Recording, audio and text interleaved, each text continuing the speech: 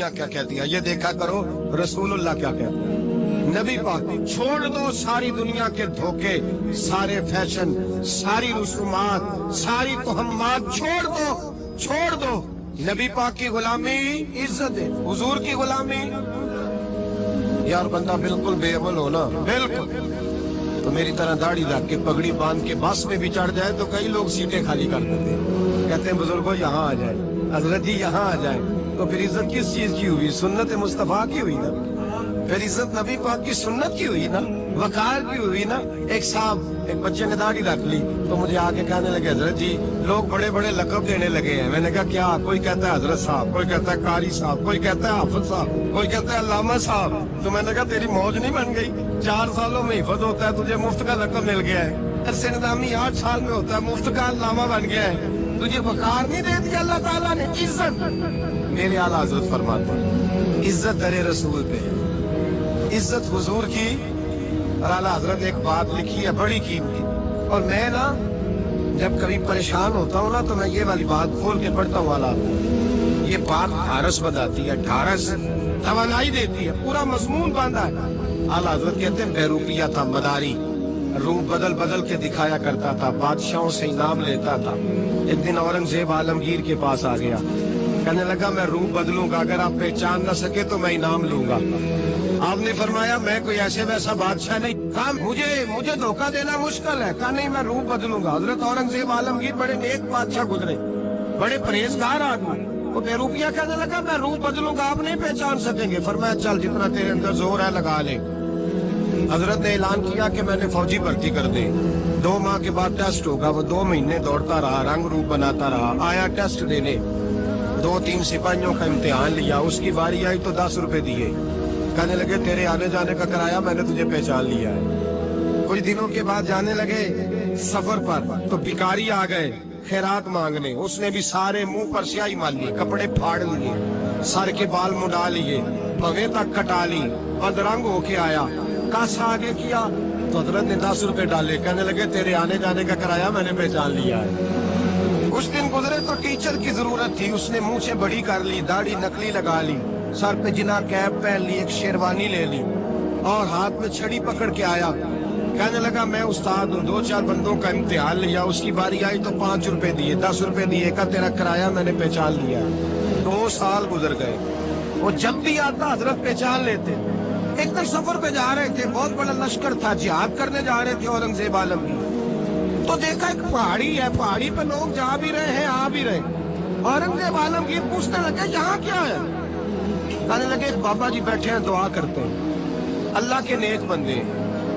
اورنگزیب کہنے لگے یار پرانے لوگ سارے ہی اللہ والوں کو مانتے ہیں، یہ بھی مصیبت آئی ہے جتنی نہیں آئی ہے، سارے لوگ ہی مانتے ہیں۔ کہنے لگے ذرا میں دعا نہ کرا لوں، اچھے کام جا رہا ہوں۔ اورنگزیب بادشاہ تھے، بادشاہ لوگ نازک مزاج ہوتے ہیں، گھوڑے سے اترے، بڑی مشکل سے پہاڑی پہ چڑھے، اوپر گئے تو لائن لگی ہے، بابا جی غار میں بیٹھے، کہنے لگے میں نے ملنا، میں اورنگزیب ہوں۔ انہوں نے کہا ہمارا بابا اس طرح کا پیر نہیں کہ امیر آئے تو رنگ اور ہو، غریب آئے تو اور ہو، یہاں اگر ملنا ہے تو لائن میں لگ جاؤ، سب ایک جیسے۔ اب لائن میں کھڑے ہو گئے، 50 آدمی آگے تھے، کہتے ہیں 51واں نمبر تھا، تھک گیا دھوپ میں کھڑا۔ جب میں پہنچا غار کے دہانے تو میں نے بابا جی کے چہرے پہ نظر ڈالی تو بڑا نورانی چہرہ، بڑی خوبصورت لب و لہجہ۔ میں نے کہا میرے جیسا آدمی بھی پگڑی باندھ دے جو اچھا لگنے لگ جاتا ہے، بڑا خوبصورت انداز۔ کہتے ہیں میں ان کے پاس اتحیات کی حالت میں بیٹھ گیا، میں نے کہا حضور میں جا رہا ہوں جہاد کرنے، دعا کرنا۔ بزرگوں نے ہاتھ اٹھائے، اللہ اس کی مدد فرما، دین کو غلبہ عطا فرما، اس سے دین کا سچا پکا سپاہی بنا۔ پھر تھپکی دی، 2-4 نصیحتیں بھی کر ڈالی، دیکھنا ظلم نہ کرنا، زیادتی نہ کرنا، جب تم جیت کر نہ کرنا، غرور نہ کرنا، نصیحتیں بھی کر دی۔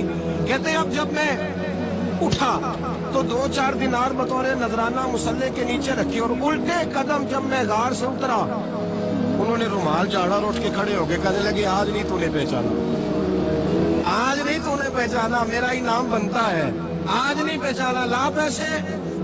اورنگزیب کہنے لگا یار تو نے حد کر دی، کہاں چڑھا کہاں کھڑا رہا، دھوپ میں تھک گیا، کمال کر دی بھائی تو نے، بتا تو کیا لے گا، اب تو دیکھ جلدی بتا، وہ کتنے لوگ پیچھے دھوپ میں کھڑے ہیں، لشکر سارا کھڑا ہے، کیا لے گا؟ اس نے کہا سب سے قیمتی ہیرے وہ ہے جو تیرے سر کے تاج میں لگے ہوئے ہیں، मुझे तेरा ताज चाहिए। ओ भाइयों सुनना और याद रखना, मेरे आला हजरत कहते हैं बादशाह ने सर के ऊपर से ताज उतारा, बहरूपिये के कदमों में रखा और कहने लगे ये ले, और ये तो तेरा मांगने पर मैंने दिया है ना, मैं वापस आता हूँ तो आना, मैं अपनी मर्जी से भी तुझे दूंगा। तूने औरंगजेब जैसे बंदे को धोखा दिया, आना मैं उस वक्त भी दूंगा। वो देख बस बात खत्म हो गई, हद हो गई। देकर कहते हैं जब मैं पलटा ना वापिस, बहरूपिये ने आवाज दी बादशाह ठहर जा। तो मैंने पलट के देखा तो कहने लगे ये अपना ताज ले जा, उठा और ले जा। मैंने कहा 2 साल बीत गए तुझे मेहनत करके, आज काबू आया तो ले जाओ। कहने लगा ले जा, मसला समझ में आ गया। मैंने कहा मुझे भी तो समझाना। कहते वो फूट फूट के रोया, उसकी आंखें बरस पड़ी, सैलाब की तरह आंसू बह निकले, तड़पा और रो के कहने लगा बादशाह मैंने झूठ मूठ रसूलुल्लाह की गुलामी इख्तियार की थी, झूठ मूठ की दाढ़ी, झूठ मूठ की पगड़ी, झूठ मूठ का फकर, मैंने झूठ मूठ नबी पाक का लिबास पहना है, तो तेरे जैसे बादशाहों के ताज मेरे कदमों में आ गए हैं। अगर मैं सचमुच रसूलुल्लाह का गुलाम बनूंगा तो अल्लाह क्या कुछ अता फरमाएगा, अल्लाह कितनी नेमतों से नवाजे। तो मेरे आला क्या फरमाते हैं? आला हज़रत फरमाते हैं फरिश्ते भी करते हैं ताज़ीम मेरी। कौन जी? अल्लाह। ऐसा अकीदा भी कम मिलेगा जो बरेली के इमाम का अकीदा है, ऐसा भी कम। कहते हैं फरिश्ते भी करते हैं ताज़ीम मेरी। क्यों? फरमाने लगे फिदा होके उन पर ये इज्जत मिली।